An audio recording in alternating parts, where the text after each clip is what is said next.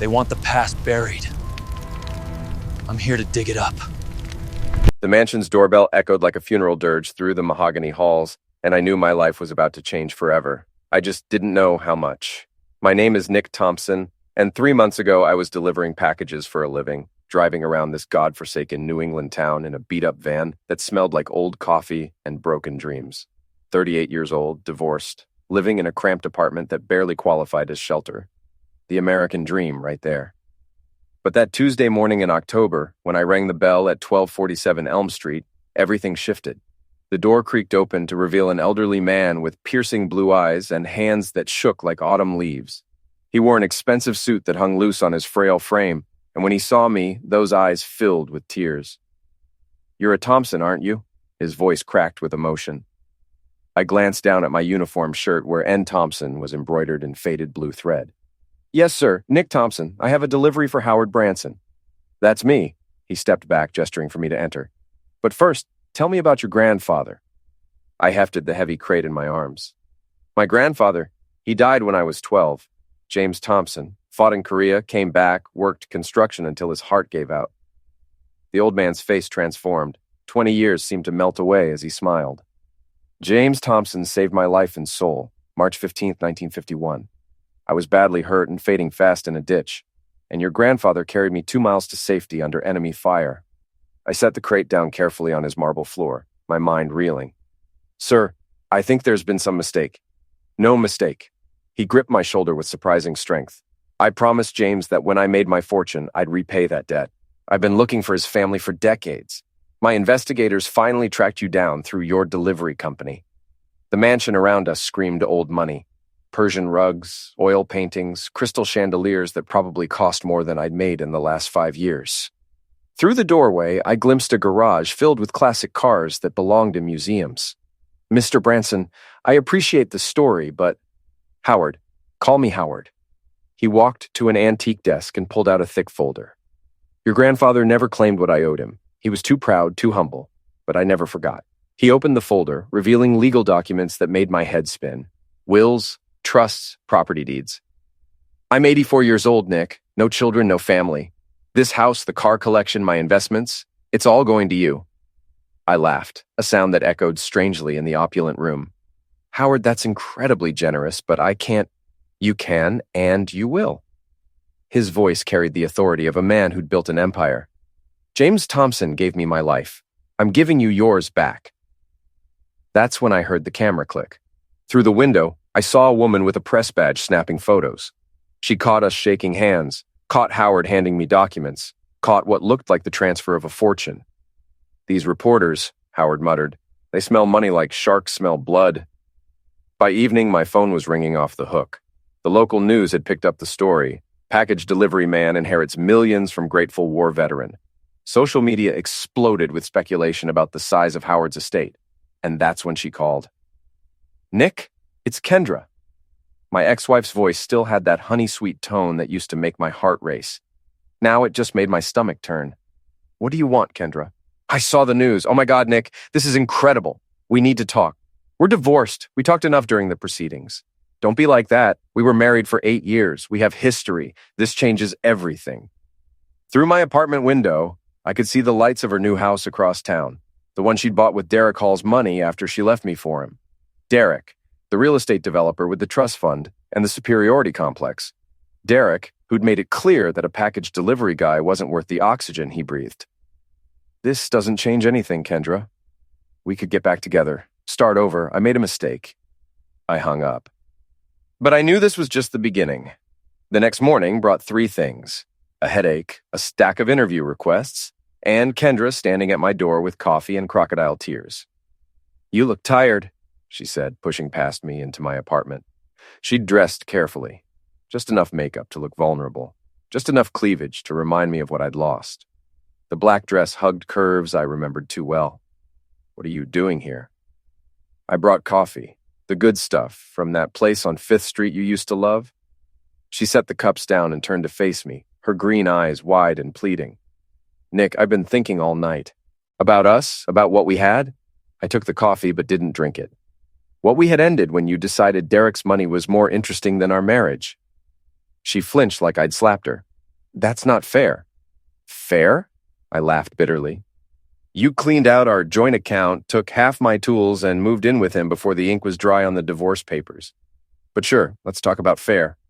I was confused, scared. You were working all those hours, never home. I was working to pay for this place, for your car, for the lifestyle you wanted. I set the coffee down untouched. And apparently I wasn't working hard enough. She moved closer, and I caught a whiff of her perfume, the same scent she'd worn on our wedding day. Derek and I, it's not working out. He's controlling, possessive, nothing like you. Funny how money problems change a person's perspective. Her mask slipped for just a second, and I saw something cold flash in her eyes. Then the vulnerability returned, but now I was watching for it. I know you hate me. I deserve that. But we could start over, Nick. With Howard's money, we could travel, buy a real house, have the life we always dreamed about. The life you always dreamed about, I corrected. I was happy with what we had. She reached for my hand, her fingers soft and warm. I wasn't, but I am now. This inheritance, it's like fate giving us a second chance. I pulled away. The only thing fate gave me was the wisdom to see you clearly. Her phone buzzed. She glanced at it and her face tightened. Derek. He's not happy about the news, about us talking. There is no us, Kendra. There's you, there's me, and there's a lot of water under a burned bridge. She gathered her purse, the vulnerable act cracking around the edges. Think about it, Nick. We were good together once. We could be again. After she left, I found myself staring at the coffee cups, both untouched, growing cold on my kitchen counter. Like our marriage, I thought. All appearance, no substance. My phone rang. Howard. Nick, my boy, how are you handling the attention? Like a root canal without anesthesia? He chuckled. I've been through media circuses before. The trick is to stay focused on what matters. Speaking of which, can you come by this afternoon? There are some papers to sign, and I want to show you the collection properly. Howard, about this inheritance. No second thoughts. James Thompson saved my life, and I'm returning the favor. Your life was going nowhere, son. Now you have a chance to build something real. He wasn't wrong. The delivery job barely covered rent and ramen noodles. My social life consisted of watching sports at Murphy's Bar with whoever would tolerate my company. The divorce had cost me most of my friends. They'd chosen sides, and apparently my side came with less expensive drinks. I'll be there at 3. Excellent. And Nick? Be careful. Money brings out the worst in people, even people you thought you knew. That afternoon, Howard walked me through his mansion like a proud father showing off a newborn. The car collection alone was worth millions. A 1967 Shelby Cobra, a pristine 1970 Plymouth Hemi-Cuda, a Mercedes-Benz 300 SL Gullwing that belonged in the Smithsonian. This one's my favorite, he said, running his hand along the hood of a midnight blue 1969 Dodge Charger. 440 cubic inches of American muscle. Your grandfather would have appreciated the craftsmanship. It's beautiful. It's yours. They're all yours. He handed me a set of keys. The house, the cars, the investment portfolio, everything. I've already spoken with my lawyers. The paperwork should be finalized within the month. I stared at the keys, their weight somehow heavier than they should have been. There is one thing, Howard continued.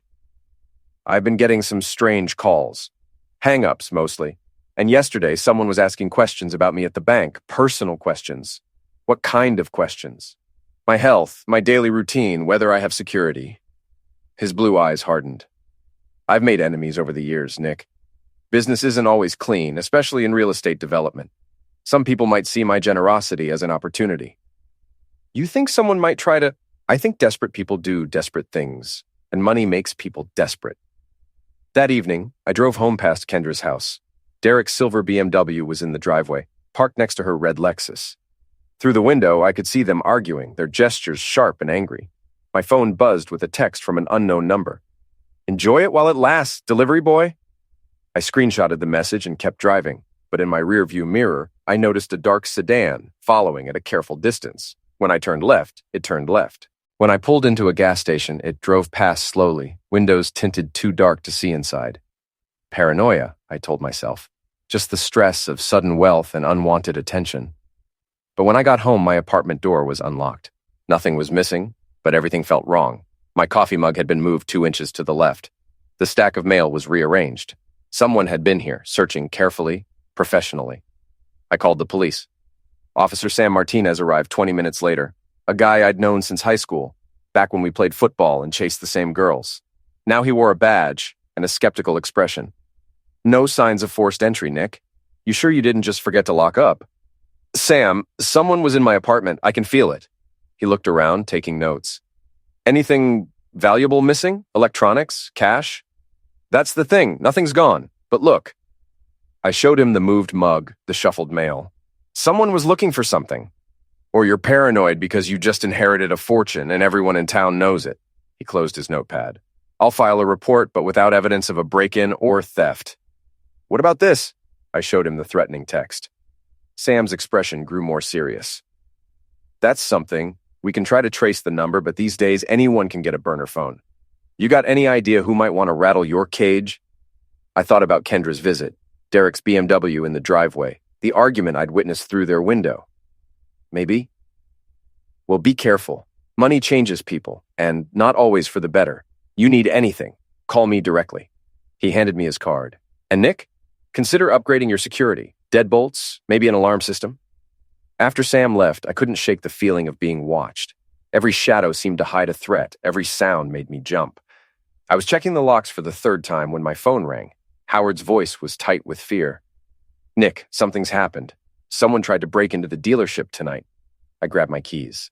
Are you okay? I'm fine, but barely. The security system scared them off, but they did some damage. Can you meet me there?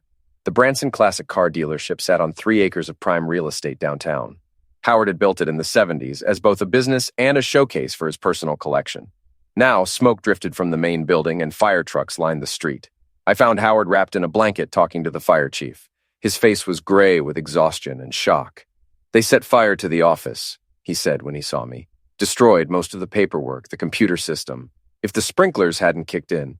Any idea who? The security footage shows 2 figures in dark clothing. Professional job. They knew exactly where the cameras were, how to avoid them mostly. He gripped my arm. Nick, this wasn't random. Someone's trying to destroy the evidence of your inheritance. The fire chief approached us. Mr. Branson, we've got the blaze contained. Looks like accelerant was used. Gasoline, maybe kerosene. This was definitely arson. I walked through the damaged building with Howard, surveying the destruction. The office was gutted, filing cabinets melted into twisted metal, but the garage where the classic cars were stored had escaped damage.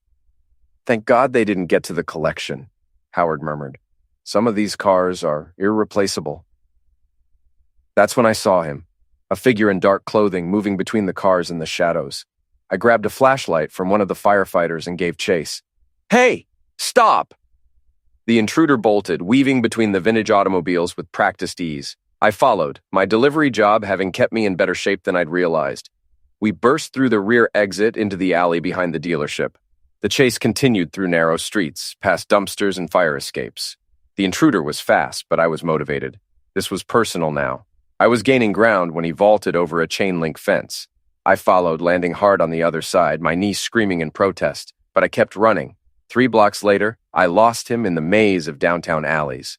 I stood there, breathing hard, cursing my luck, but I'd gotten close enough to notice something important, expensive cologne, the kind Derek Hall wore. My phone buzzed with another text. Back off, or next time we won't miss. I screenshot it and called Sam. Someone torched Howard's dealership tonight. I chased one of them, and I think I know who it was. Nick, slow down. You think, or you know, the cologne, it was Derek Hall's brand. I'd recognize that pretentious scent anywhere. Cologne isn't evidence. It's barely a clue. Then what about this? I forwarded him the threatening text. Now that's interesting. Same number as before? Different number, but same message. Sam, they're escalating. I'll look into it. But Nick, you need to be smart about this. Don't go chasing shadows in dark alleys. You could have been hurt tonight or worse. But I was past being careful. Someone was trying to destroy my inheritance, my future, my chance at a real life, and I was pretty sure I knew who. The next morning brought news that made my blood boil. Kendra had posted on social media, thinking of my ex-husband during this difficult time. Sometimes tragedy brings people together. #Thompson reunion, #second chances. The comments were a mix of support and speculation. Tina Walsh, Kendra's best friend and the town's unofficial gossip coordinator, had responded, You two were always meant to be. Money can't buy love, but love is priceless. Team Kendra. I was staring at my phone in disgust when it rang. Unknown number. Nick Thompson? Who's asking? This is Rebecca Chen from Channel 7 News. I'm doing a follow-up story on your inheritance. I was wondering if you'd comment on the fire at Mr. Branson's dealership. No comment.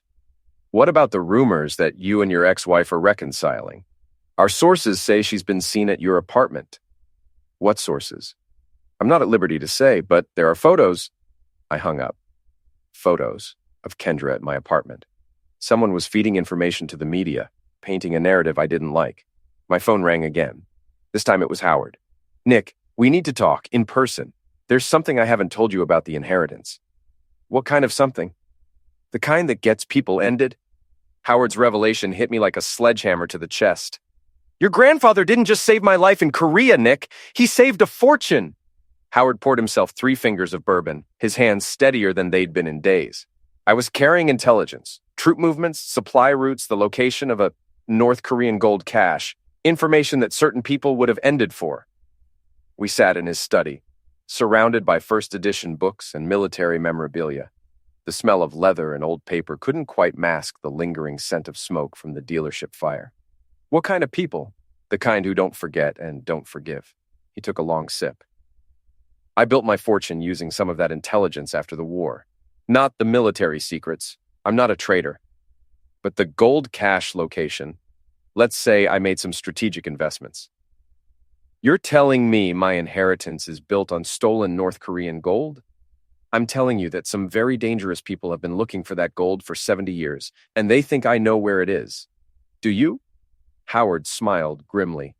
I spent it decades ago. Real estate, stocks, this car collection, but they don't know that. My phone buzzed with another text from an unknown number. Last warning, walk away. I showed it to Howard. His face went pale. They're getting bolder. Nick, I think you should consider... The lights went out. Emergency lighting kicked in, casting eerie shadows across the study. Howard moved with surprising speed for an 84-year-old man, pulling a pistol from his desk drawer. The security system should have... Glass shattered somewhere in the house. Multiple entry points. Coordinated attack. These weren't the same amateurs who torched the dealership. Is there another way out? I whispered. Howard pointed toward a bookshelf. Hidden passage. Leads to the garage. We could hear them moving through the house now. Professional and methodical. Howard triggered the bookshelf mechanism, revealing a narrow corridor. Go. Take this. He pressed a small key into my hand. Safety deposit box, 247 at First National. Everything you need to know is in there. I'm not leaving you. You are. This is my fight, my responsibility. James saved my life once. Now I'm saving his grandson's. The study door exploded inward. 3 figures in tactical gear, faces covered, tools drawn. Howard shoved me into the passage and slammed it shut behind me. I heard his voice, calm and defiant. Gentlemen, you're 70 years too late. Then came a burst of noise, sharp, violent, unmistakable. I ran through the passage, tears streaming down my face, clutching the key Howard had died to give me. The corridor ended in the garage, where millions of dollars worth of classic cars sat in silent rows. I grabbed the keys to the Charger and slammed the accelerator, bursting through the garage door, wood and metal exploding around me. In the rearview mirror, I saw flashes of light erupting from the mansion windows. Howard Branson, the man who'd given me a future, was dead, and I was next. I drove straight to the police station, but Sam wasn't there. The desk sergeant took my statement with the enthusiasm of a man filling out tax forms. So you're saying North Korean agents ended this old man over gold that doesn't exist? I'm saying someone took out Howard Branson, and I'm probably next on their list. Uh-huh. And you have evidence of this? I showed him the threatening texts, told him about the dealership fire, the break-in at my apartment. He wrote it all down with the mechanical precision of someone who'd heard 1,000 crazy stories. We'll look into it, Mr. Thompson. In the meantime, maybe find somewhere safe to stay. Somewhere safe. Where was that? My apartment was compromised. Howard was gone. Kendra, for all her faults, she wouldn't want me gone. And Derek, for all his arrogance, wasn't the kind of person who'd orchestrate something like that. They were greedy, manipulative, selfish, but they weren't the type to erase someone. I drove to her house. Derek's BMW was gone, but her Lexus sat in the driveway. I could see lights on in the kitchen, the blue glow of a television in the living room. I rang the doorbell. Kendra opened the door in silk pajamas, a glass of wine in her hand. Her eyes widened when she saw me. "Nick, what are you doing here? You look terrible." "Howard's dead." The wine glass slipped from her fingers, shattering on the marble floor. "What? How?" "Someone ended him. Professional job. They're after me next." She stepped back, letting me in. "That's insane. Who would? People who think I inherited more than just money." I collapsed onto her couch, exhaustion hitting me like a physical weight. "Kendra, I need help." She sat beside me, and for a moment, she was the woman I'd married. Concerned, caring, real. "Tell me everything." So I did. The Korean War story, the gold, the threatening messages, the attack on the mansion. She listened without interruption, her face growing paler with each detail. "Jesus, Nick, this is like something out of a movie. A movie where the hero gets ended in the first act." She poured herself another glass of wine, offered me one. I accepted gratefully. "You can stay here tonight. Derek's in Boston on business, won't be back until Thursday." "You sure? I don't want to put you in danger." "I'm sure." She touched my hand. "Whatever happened between us, I don't want you dead." That night, I slept on Kendra's couch, the charger's keys in one hand, my phone in the other. Every sound made me jump. The house settling, the refrigerator cycling, a cat yowling in the distance. At 3 a.m., my phone rang. Unknown number. "Hello?" Silence. Then, "We have your friend." "What friend?" "Howard's dead." The cop, Sam Martinez. He was asking too many questions. My blood turned to ice. "If you heard him, shut up and listen. Tomorrow, noon, the old warehouse district on River Street. Come alone, bring the key the old man gave you, and maybe your friend lives to see another day." "What key? I don't know what you're talking about." "The safety deposit box key. Don't play stupid. We know he gave you something before he died." The line went dead. I stared at the phone, my hands shaking. They had Sam, my oldest friend, the one person in this town who'd believed me, who'd tried to help. And they wanted the key to Howard's safety deposit box. I pulled it from my pocket, a small piece of brass that apparently held the secret to 70-year-old gold and my best friend's life. Kendra appeared in the doorway, backlit by the hall light. "Who was that?" "They have Sam. They want to trade him for information Howard left me." She moved closer, her silk pajamas whispering against her skin. "Nick, this is getting too dangerous. Maybe you should just give them what they want." "And then what? They end us both?" "Not if you're smart about it. Call the police. Set up a sting operation. The police think I'm paranoid, and these people ended Howard like he was nothing." I stood up, pacing to the window. "I have to go alone. That's a death wish." "Maybe. But Sam's got kids, Kendra. A wife. I can't let him die because of my inheritance." She was quiet for a long moment. Then, "What if there was another way?" "What do you mean?" "What if you could turn the tables on them, make them think they're getting what they want, but actually what?" She smiled, and something cold flickered in her eyes. "Actually, give them exactly what they deserve." The next morning, Kendra had a plan. It was dangerous, probably stupid, and definitely illegal, which made it perfect. "Derek has connections," she explained over coffee and toast. "Security people, private investigators, guys who know how to handle situations like this." I thought Derek was in Boston. He is, but he left some equipment here, surveillance gear, recording devices, that kind of thing. "Why does a real estate developer need spy equipment?" She looked uncomfortable. "Derek's business isn't always conventional. Sometimes he needs leverage on city council members, planning commissioners, that sort of thing." "You mean blackmail?" "I mean information gathering." She led me to Derek's home office, a room I'd never been allowed to enter during our marriage. Now I understood why. The office looked like something out of a spy movie. Multiple monitors, recording equipment, a wall of electronic devices I couldn't begin to identify. "Derek's been paranoid about competitors for years," Kendra explained. "He records everything, monitors everyone. It's how he stays ahead of the game." She pulled out a device that looked like a hearing aid. "Wireless transmitter, range of about half a mile. You wear this, and we can monitor everything that happens at the warehouse." I'm not letting you go in there alone, Nick. Whatever happened between us, She trailed off, but her meaning was clear.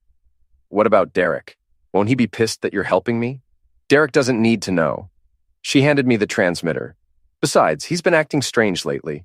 Secretive, more than usual. I pocketed the device. Strange how? Late-night phone calls, unexplained trips, meetings with people he won't identify? She paused. Nick, what if Derek's involved in this somehow? The thought had occurred to me, but I dismissed it as paranoia.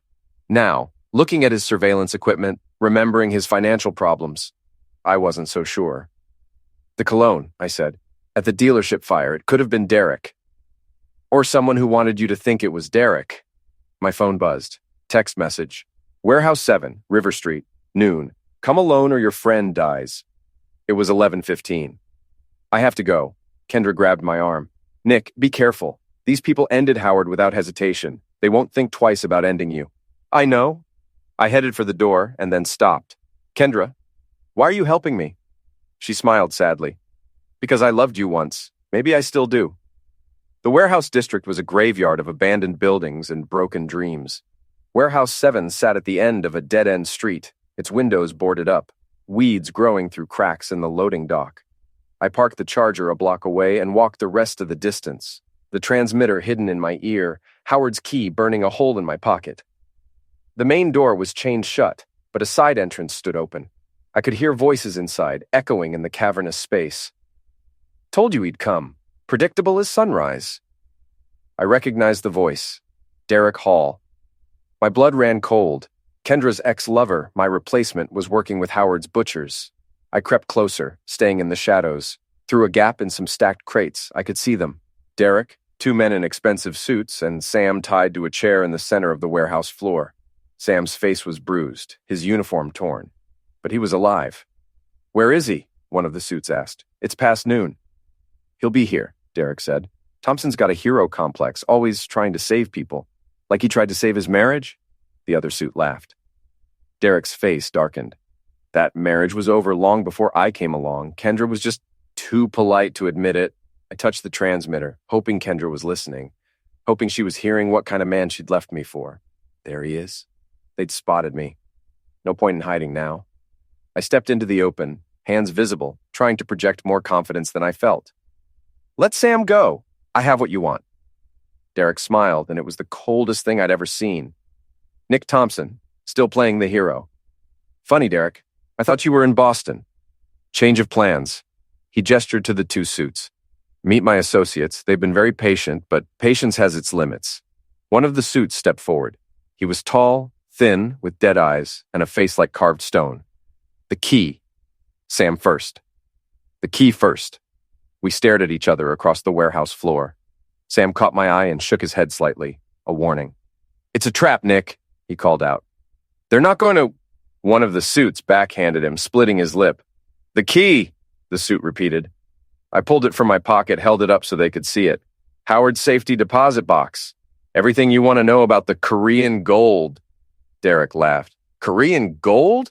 Is that what the old man told you? What? There never was any Korean gold, Nick. That was just a story to keep you interested. Keep you thinking you were part of some grand adventure. The world tilted on its axis. Then what? Howard Branson was a money launderer, the first suit said. For 30 years, he cleaned cash for some very important people. People who don't like loose ends. The inheritance, the car collection, the real estate. It's all built on dirty money, Derek added. And when Howard decided to give it all to you, well, that created a problem. What kind of problem? The kind that ends with you disappearing permanently, the second suit said.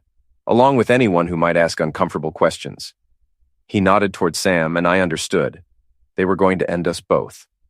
But first, Derek said, we need that key. The safety deposit box contains records, account numbers, names, evidence that could destroy a lot of important people.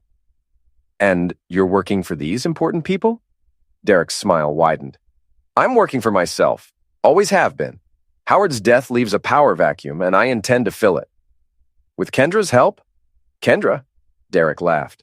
Kendra doesn't know anything about this. She's just a pretty face with expensive tastes. That's when I heard it. The sound of approaching sirens. Derek's face went pale.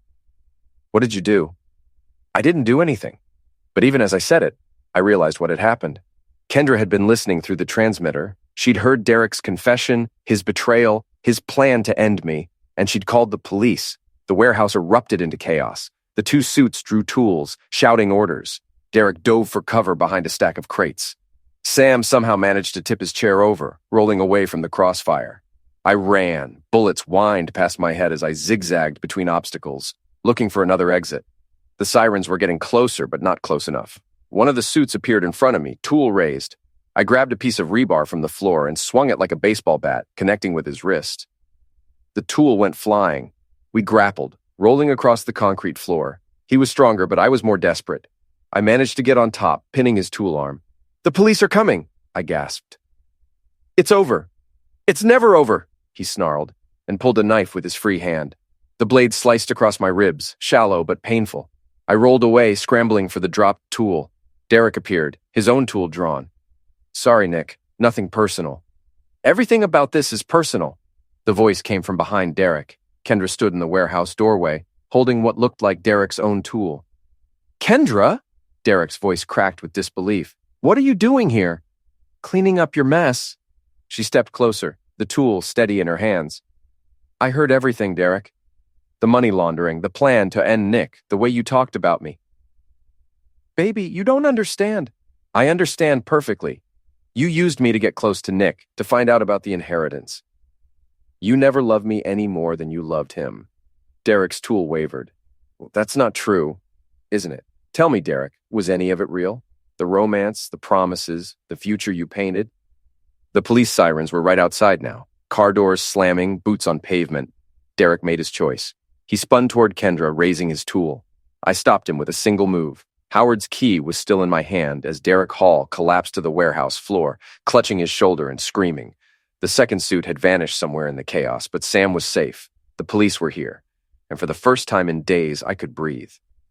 Kendra dropped Derek's tool and walked over to me, stepping carefully around his writhing form. "Are you okay?" "I think so." I looked down at Derek, who was glaring up at us with pure hatred. "How much did you hear?"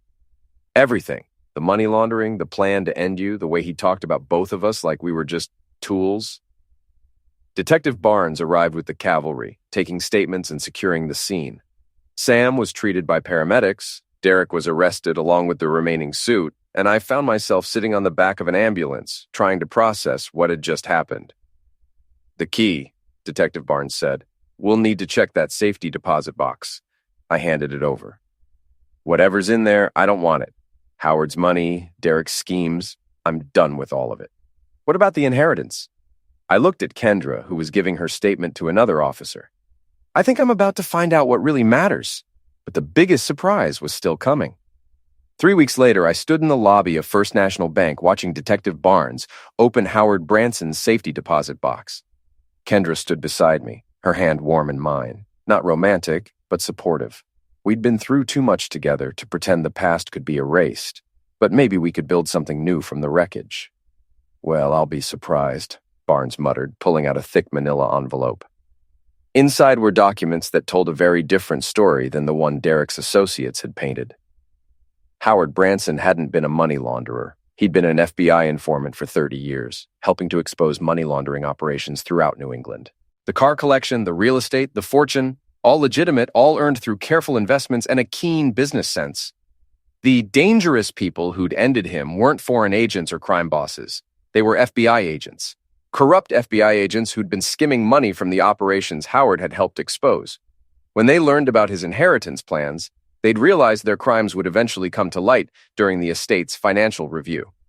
"So they ended him to protect themselves," I said, reading through Howard's meticulous records. "And framed it as a foreign conspiracy to throw us off the trail," Barnes added. "If Derek hadn't gotten greedy and tried to play both sides, they might have gotten away with it." The envelope contained something else. A letter addressed to me. "Nick, if you're reading this, then something has happened to me, and the truth needs to be told. Your grandfather didn't just save my life in Korea. He taught me what honor meant. Real honor, not the kind that looks good on paper. I've spent 30 years helping the FBI catch criminals, but some of the worst criminals were wearing badges.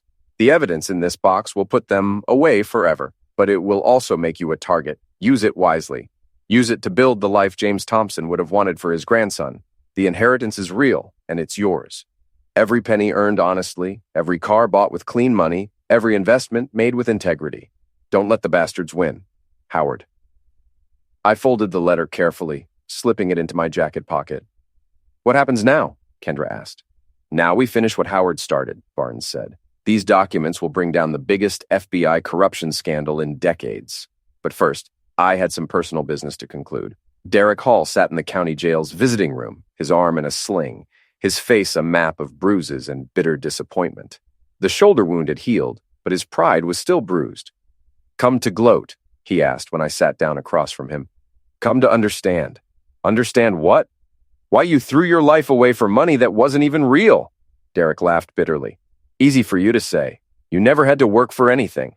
High school football star married the prettiest girl in town, everyone's favorite underdog.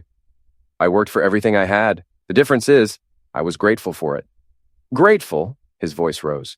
Grateful for a dead-end job and a wife who wanted more than you could give her? I glanced toward the visiting room's observation window, where Kendra waited. She'd insisted on coming, said she needed closure. Kendra made her own choices, Derek, just like you made yours. I gave her everything she wanted, the house, the car, the lifestyle. You gave her things. There's a difference. Derek stared at me for a long moment. Do you think she's coming back to you? I think she's figuring out who she wants to be.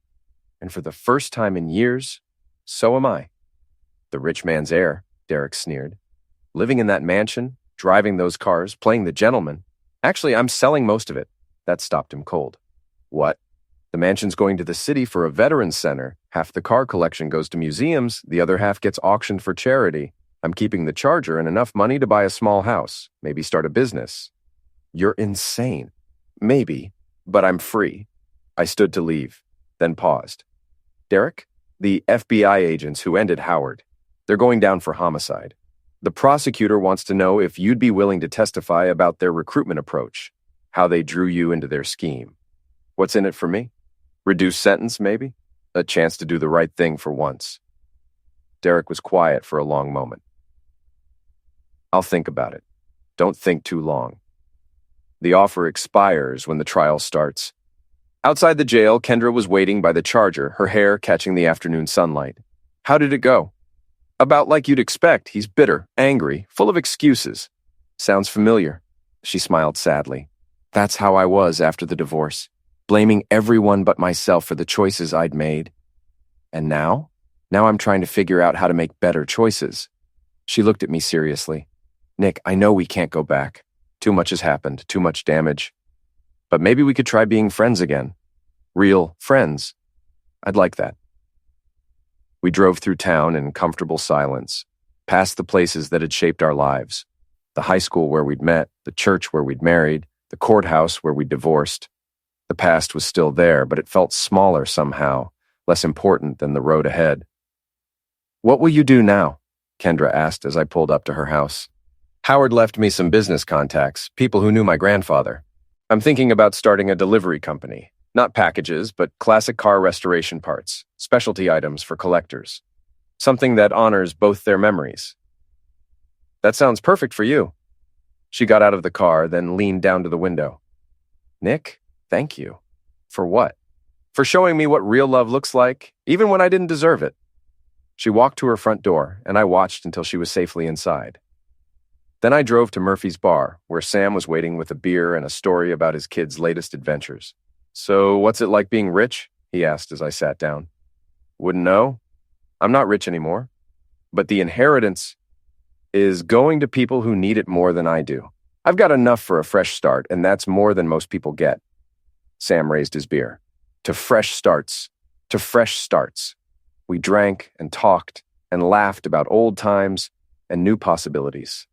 Outside, the sun was setting over our small New England town, painting the sky in shades of gold and crimson. My phone buzzed with a text from an unknown number. For a moment, my blood chilled, but it was just a delivery request from my old company, asking if I wanted to pick up some extra shifts. I deleted the message and put the phone away. Nick Thompson, package delivery man, was gone forever. But Nick Thompson, the man who'd learned that the best revenge is a life well lived, was just getting started. 6 months later, Thompson Classic Restorations occupied a small garage downtown, specializing in hard-to-find parts for vintage automobiles.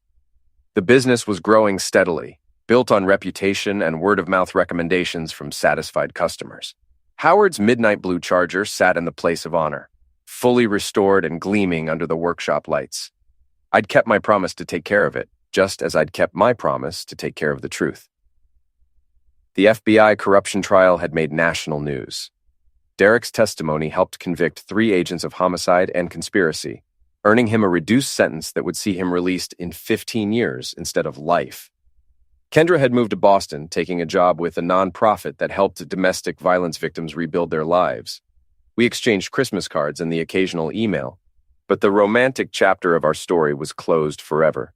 Detective Barnes stopped by the shop regularly, sometimes with legitimate parts requests, sometimes just to check on how I was handling my newfound notoriety. The media attention had died down, but I was still the delivery man who inherited millions and gave it all away. "Any regrets?" he asked one afternoon, watching me work on a carburetor for a 1968 Mustang. "About the money?" "None." "About Kendra?" I considered the question seriously. I regret that we hurt each other. I regret that we couldn't figure out how to be happy together. But I don't regret that it's over. "And Derek?" "Derek made his choices. I made mine. His choices led to a prison cell. Mine led to this." I gestured around the garage, at the tools and parts and projects that filled my days with purpose. "I know which life I'd rather have." Barnes nodded approvingly. "Howard would be proud."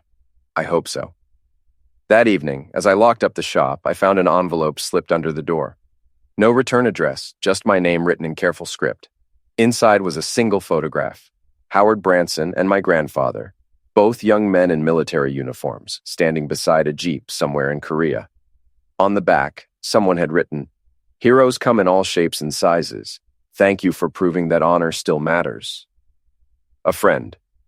I slipped the photograph into my wallet next to my business license and the keys to the Charger.